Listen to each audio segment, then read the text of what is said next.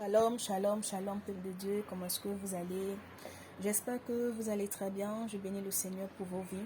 Je vais partager une petite pensée avec vous. Bien-aimés, vous savez, lorsque Aman avait décidé d'exterminer le peuple hébreu, le peuple d'Israël, qui était en captivité dans le royaume à Babylone, dans le royaume de Perse, la Bible dit que parce qu'il en voulait à Mardochée, et donc il avait décidé vraiment d'exterminer ce peuple-là.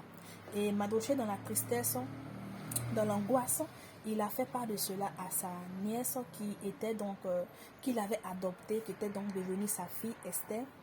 Et Esther, ayant reçu la nouvelle, Esther a dit mais qu'est-ce qu'elle pouvait faire, parce que ça faisait vraiment un bon moment que le roi ne l'avait pas appelée.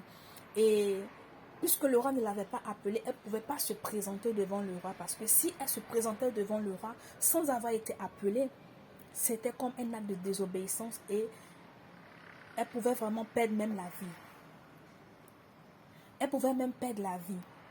Et c'est ainsi que, après cela, après l'échange avec son oncle qui était devenu son père, Esther donc a pris la décision donc de entrer dans un moment de jeûne de 3 jours, et elle a demandé aussi à son peuple de la soutenir dans ce moment de jeûne.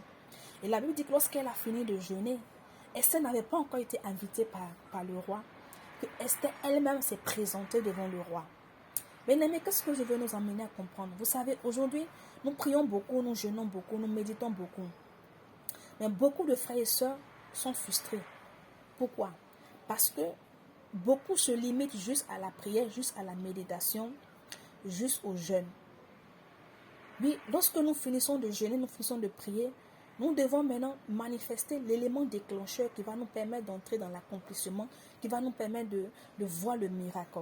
Et cet élément-là, c'est quoi? C'est la foi. Et la foi, c'est quoi?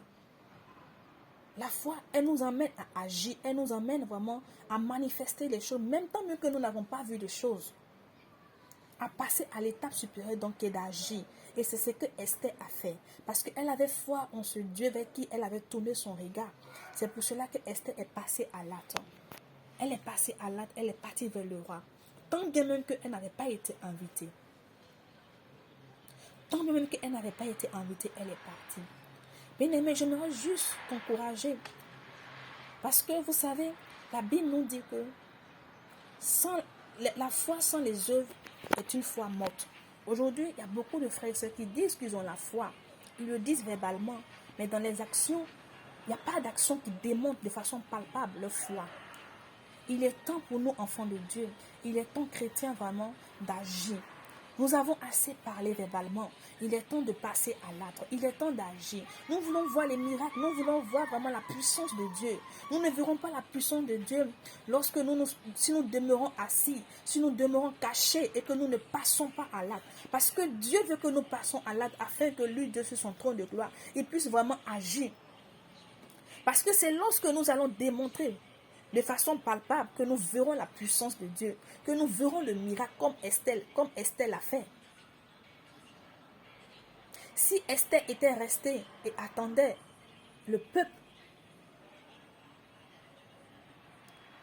je ne sais pas ce qui allait arriver à ce peuple-là.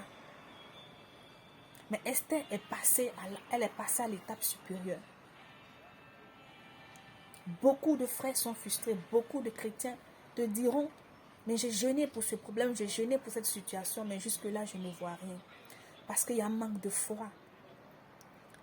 Parce qu'il y a un manque de foi. Parce que la foi n'a pas été mise en exergue. Et Dieu regarde notre foi. C'est vrai que nous prions, Dieu entend nos prières. Mais Dieu recherche notre foi.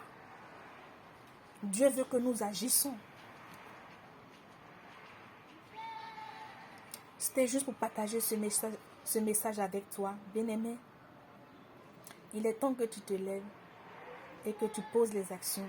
Il est temps que tu démontres vraiment que tu as véritablement la foi. Parce que la foi sans les œuvres est une foi morte. Et la Bible nous dit: sans la foi, nul ne peut être agréable à Dieu.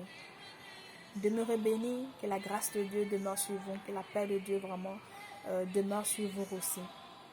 Shalom.